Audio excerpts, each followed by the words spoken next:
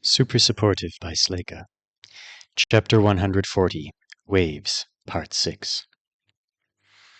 I love grocery shopping. The voice was joyful, warm, and golden as honey.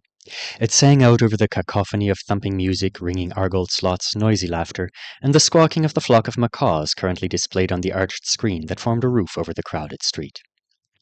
Natalie Quires stood in front of a casino that was decked out in flashing green lights. She was spinning in place, her outstretched arms full of takeout bags, with restaurant names emblazoned on the sides. This is not grocery shopping, said Emilia. Shopping means you pay money. Grocery getting, then, said Natalie. I love it. Everyone in class said it would be hard to find some of this stuff, but the chefs are all so friendly. I have kitchen scraps from 5 different planets in here. Emilia shook her head. She does offer them all money. Hadiza was watching a woman across the street who was wearing glowing silver wings and a matching leotard. The performer was 6 meters above the pavement, leaping through the air. A juster, she guessed as the woman paused to take a bow over the watchers' heads. The other two followed her gaze. She could be right. Maybe the wings are tools she made, Natalie suggested. Oh, do you think they are? Do you think they're the kind of gear that only works with one of the creator's skills, or does she sell them? She started to head toward the performer, but stopped at Emilicia's voice. Agility brute, the older girl said confidently, using a very popular spell impression. Aw, are you sure? She's always sure, said Hadiza, then in a teasing voice she added, Anesidora, nerd. I'm here to live the whole life, Emilia announced. You girls can't even find the bus stops sometimes. You'd be lost without me. I probably would, said Natalie. My mama thinks you wear a halo, Emilia. She's like, that's a young lady with good sense, Natalie. I wish you wouldn't go out after 9 p.m., but if you do, you stay with her. Ha, said Hadiza. Next time your family calls, let me talk to them. She has fooled them. Emilia bowed dramatically. Hadiza glared at her. Why were you so polite in front of Natalie's parents, and when I introduced you to my father, you were wearing a fake tattoo on your forehead and eating a whole cured sausage? He is so strict. Now I have to pretend I left you behind after intake. You didn't give me enough warning, Emilia replied. Was that seafood restaurant the last place on your list, Natalie? There's one more. They officially closed at midnight, but one of the uni girls who works there said I could come by. They have these big soft-shelled eggs. This big. Her bag smashed into her as she tried to hold her hands up to show them the size. Laid by an epi-epi. Ebi-ebi? Am I saying that right? They're supposed to be really creamy and taste like apples and mayonnaise. Hadiza made a face. Let's find the epi-epis, said Emilia. Breakfast for tomorrow. You will eat anything, said Hadiza. Actually, I was going to turn them into dressing for... Natalie's words were cut off by sirens. All over the street, performers and revelers stopped and looked around in alarm. What is this? The girls drew closer together. Emilia said something in Lithuanian, and Natalie and Hadiza both stared at her in confusion. No translation appeared on their interfaces, but a moment later system alerts did. Disaster alert. Attack on Matadero. Disaster alert. Low probability of chaos exposure. Disaster alert. Oceanic anomalies. Imminent. Avoid seawater. Seek high ground. Beware of possible tsunami.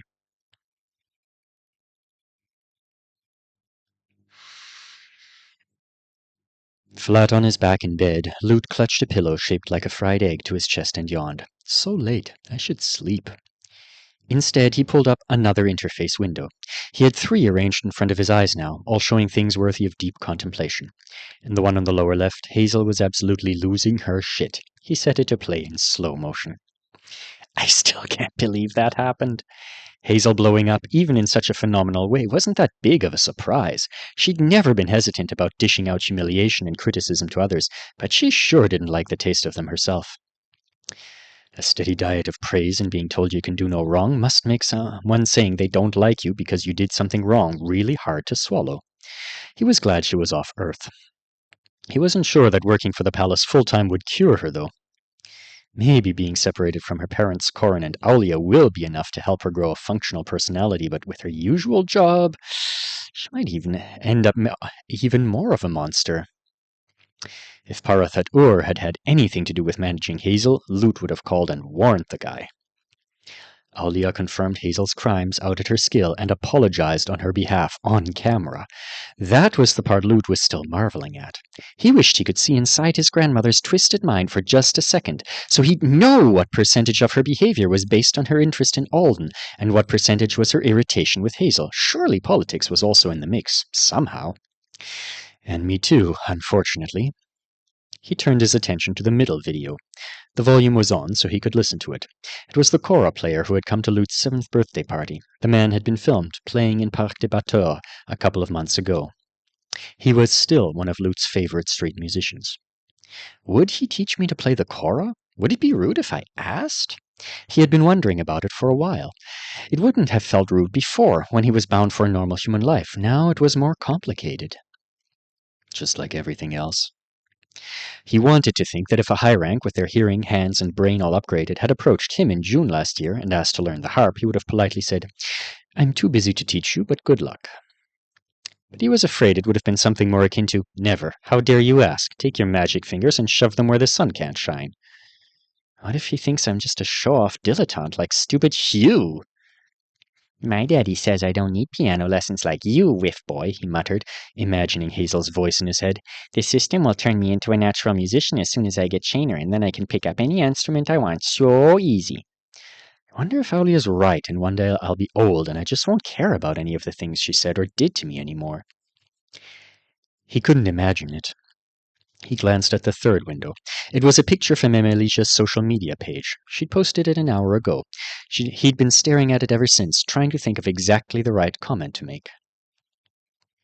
Something casual and friendly, something that would make her smile, something that said, "I'm a naturally engaging person who didn't have to spend an hour thinking up this comment." But it also needs to be mature and a little funny, and smart and not long. A universe contained in a single sentence, the poetic masterpiece of comments. If she'd been somewhere he was familiar with, he could have offered her advice for things to do, but her picture was of a team participating in a human stacking challenge outside of a casino. She was down in F in New Sybaris. Lute had been there just once, not long after he'd affixed, to see what it was like.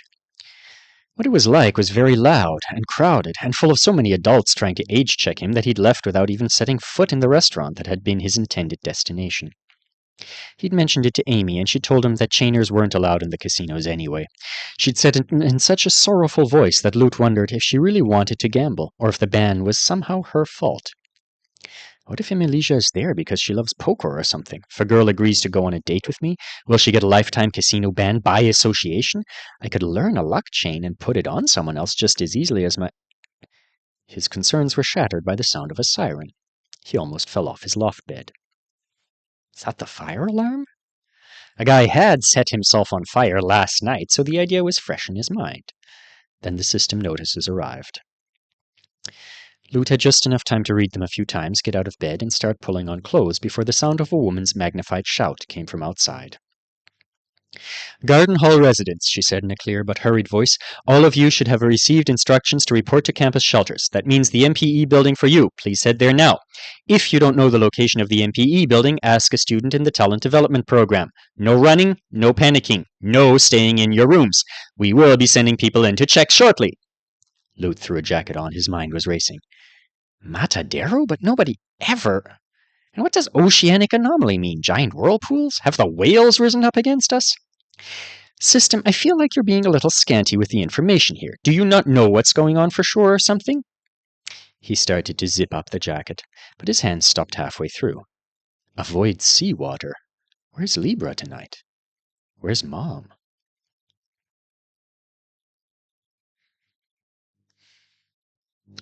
"Listen, Jeffrey," Reinhardt whispered, dragging the aqua brute a few steps away from Astrid, who was calling a car for them. They were all three waiting under a shelter near one of the Rosa Grove Mall exits. It was designed to look like an oversized umbrella, covered in bright tube lights. "I'm trying to do you a favor here." "Jeffy's not short for Jeffrey." "It doesn't matter. Now listen. It's long for Jeff." Reinhardt's mouth closed. "A lot of people make that mistake," said Jeffy. "I don't mind or anything." "Do you want to ride alone with Astrid or not?" the archer hissed. "I can go separately." Jeffy stared at him. "But we won't be alone. There's a driver." "She obviously likes you, you blue-haired..." "What are you two talking about?" Astrid asked. She was using the umbrella shelter's curved handle as a prop while she tightened the laces on her shoes. I was just telling Jeffy that I'm heading to the train station instead, Reinhardt said loudly. I'll go to my house. Sleeping in my old room's more comfortable than campus anyway. Good night. Have a safe trip, you two. Bye. Before either of them could ask questions, he took off. That was absolutely my good deed for the week, he said to himself several minutes later as he rode an escalator toward a train station. They both owe me now. I have done Cupid duty. He mimed shooting an arrow at one of the lights overhead. A loud, rising wail broke his concentration. Reinhardt stumbled off the escalator, squinting at the alerts in front of him disbelievingly. Tsunami? The word was being repeated by several people about him in equally shocked tones. Like big waves? He gasped, then ran for the other escalator. He flew up it, then down the street, heading back toward the mall. Jeffy! He shouted as soon as he could see the glowing umbrella shelter. Astrid, you guys haven't left yet, right? The sirens were howling. Jeffy! When he reached the spot, he found Astrid waiting for him. You did come back! She grabbed him by his shoulders and then let them go again in a gesture that was more reality confirmation than embrace. Good. I thought you might, so I waited. Didn't want you to be alone. But I was getting really worried that was the wrong move. Reinhardt, the system... I know, she said. Where the hell is Jeffy? Did he leave? He's gone, she said. It took him.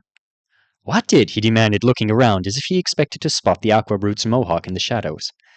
Reinhardt... At the baffled, slightly helpless tone in her voice, he went still. Oh, he said. You mean he got summoned? Yeah, that. Like Avowed do. Yeah. They both stared at each other. He's on an Isidora still, said Astrid. It would be weird if it was an emergency summons to somewhere else, right, under these circumstances? That would be ironic. He ran a hand over his buzzed hair, then let it fall. Hey, he's first in our class to be summoned. Haven't even been in school long enough to get a proper betting pool on who it'll be. There's Alden.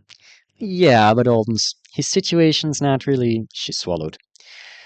I'm sure Jeffy'll be fine, Reinhardt said. The guy's got an annoyingly great subclass that's even more great in this situation. We're the ones who need to get ourselves to a tall building. I know. Stay with me. He life-jacketed me before he left, so I'm basically an emergency flotation device now. We're not that close to the water, though, so it might have been a wasted spell. Says who? Reinhardt asked. I see so much as an oversized raindrop I'm going to grab you. Since when do we have tsunami warnings here? Why would anyone attack Matadero? That's... It's bad, she agreed, and we can't make calls. I still have my old cell phone, but I left it back in my room. I'm getting so used to the interface. They started walking, and before long there was a flow of foot traffic, heading toward the center of F and the highest buildings on the island. He was scared, Astrid said quietly as they cut through a plaza at the back of a noisy, nervous pack of people. Not too bad. He was trying to read me his emergency summoning notice, and I was telling him it was fine. System probably just needed him to help someone in the water, and he was saying of course it was fine and he'd do his best. Only I could tell he was scared. And then he was gone. It was a while before Reinhardt answered her. Who wouldn't be scared?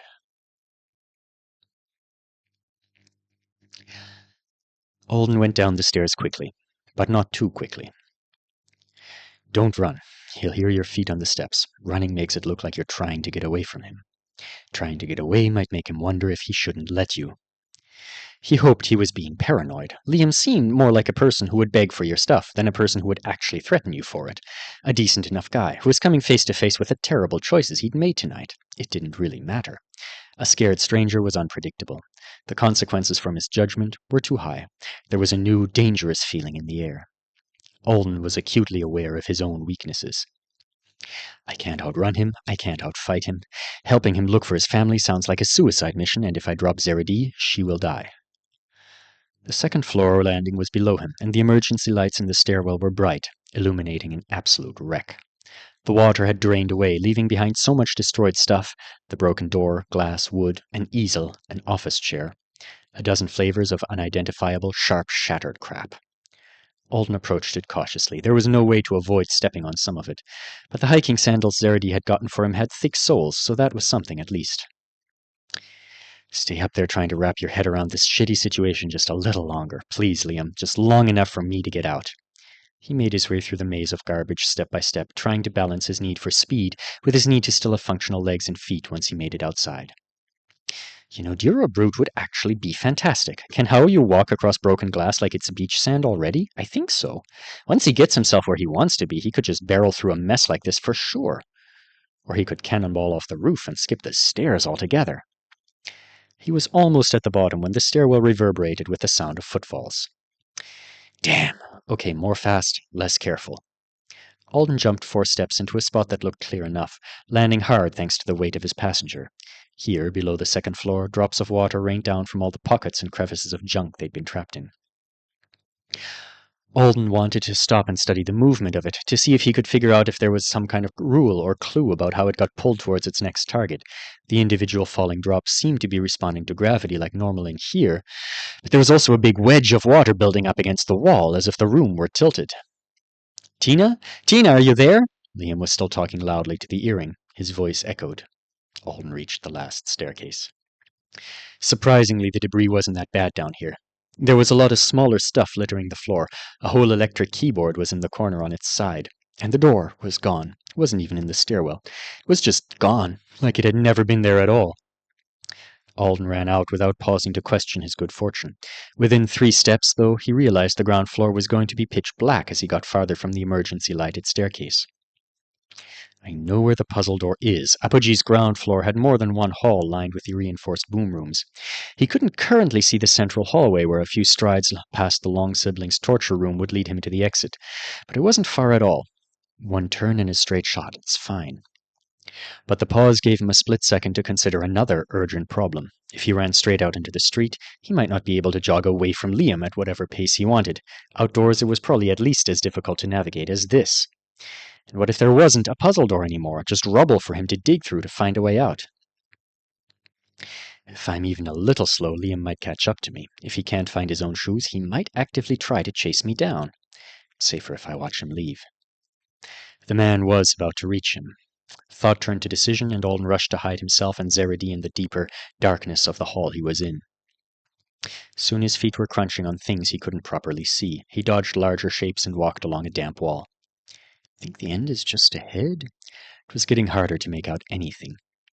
He shuffled a few more steps, and he accidentally kicked a pile of something that shifted and plopped on top of his foot. It felt like a giant wad of wet toilet paper, which seemed unlikely. He shook it off and stood still, lifting a hand to his chest as if that might keep his heart from beating out of it. Okay, far enough. Don't let yourself panic, and keep stumbling around for no reason. He turned just in time to see Liam stepping out of the stairwell. The light at his back made him super visible, and Alden's lizard brain hissed that the other avowed could definitely see him right now if he looked this way. He bent his knees and squatted to make himself less obviously person-shaped. Even if he looks this way, he won't see me, not unless he's got vision enhancements to help him, and I don't think he does. Liam had bumped into a couple of statues on the 6th floor while he was freaking out up there. Alden understood that people standing in bright spots couldn't clearly make out dark areas. He knew Liam's night vision should at least be as dull as his own from being in the brighter stairwell. He still felt like a sitting duck. A few seconds passed, then Liam stepped out of the light and headed for the boom room. He never even looked in Alden's direction. He's walking well. Maybe he took the pain injector I gave him already. It was the same as the one Alden had taken earlier, knocked everything down to manageable levels.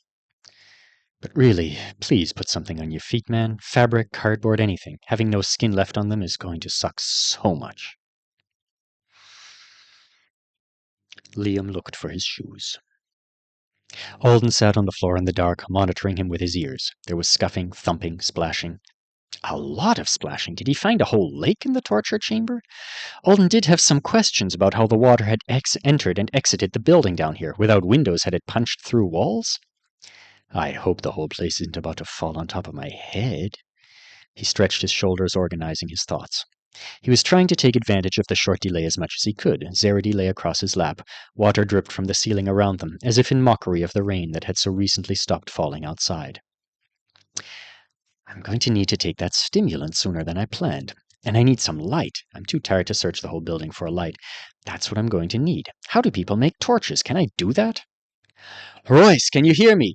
Come on, Royce, come on! Alden closed his eyes and swallowed. Liam kept calling for his brother and sister. His voice was growing more and more desperate every time. Please answer him, one of you. Please don't leave him alone. The man was still looking for the shoes. Or maybe he'd found them and he was gearing up in other ways. That would be smart. Alden tried not to feel ashamed and sad, afraid. He tried not to wonder if he was letting another person suffer more than he had to. And at the same time, he tried not to feel like he was already in trouble so deep that he might not make it to the surface, no matter how overcautious he was. He patted one of Zerides' arms a few times, just so that he felt less alone. It's all right. We were moving forward well enough earlier. We were getting closer and closer to safety. We'll make it out. He didn't quite believe himself. And because of that, because he wanted this terrible situation to end, he found himself pulling up his interface and flicking to the Privileges tab.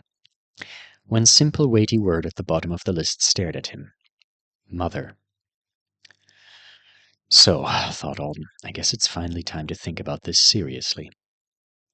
It didn't look like a button, just a word. Can I really? A memory came to him, sharp and fresh. Alice Art's hands had touched his cheeks in the teleportation room on her spaceship that was supposed to kill him. Mother, she'd said, if this one makes it to you, place both your eyes upon him. And because of that, because Alice Art had suffered and served for who knew how long, and earned herself a favor or two from that entity, Alden Thorne got to live a little more. He got the sort of extraordinary help the Quaternary had so regretfully informed him he was not deemed worthy of. More extraordinary than that, even. I got to make a couple of important choices, and I got the chance to be safe again. Though it had been as simple as Alice Art asking, Alden had never for a second thought it was actually simple. She hesitated. She was so upset about what happened to me. I saw how guilty she felt, but she still hesitated to ask. The knight had been walking out the door to leave him to his fate when she changed her mind and turned back to ask for that favor. This option, if it was an option at all and Alden wasn't misunderstanding completely, would come with so much more than strings attached. I don't think I'm misunderstanding. She was paying attention to me when I saw her privilege for the first time. She knew exactly what I thought. I even told her I knew she wasn't a genie. He wasn't Alice Art. He wasn't avowed. He wasn't owed. If Alden wanted to ask for favors, he was going to have to earn them, and quiet rabbits probably couldn't do that. He opened a text message window to nobody. If I use my final privilege, then don't you have to talk to me? I can't get in touch with Artona 1 without you. The dripping of the water all around him seemed loud. A frigid drop hit his head and slid down the side of his cheek. Then a voice whispered in his ear. It was a pleasant enough one, neither male nor female. Are you using that privilege, Alden? It's answering, like this. I can't even use it to send a text if I beg right now, but it answers this. If just the mention of the privilege was enough to reprioritize its attention. Alden suddenly felt like he was hanging onto the edge of a cliff by a single fingertip. The question hung there too, right beside him. No, he wrote. I'm sorry for bothering you. I wasn't thinking clearly. I won't mention that subject again unless I mean it.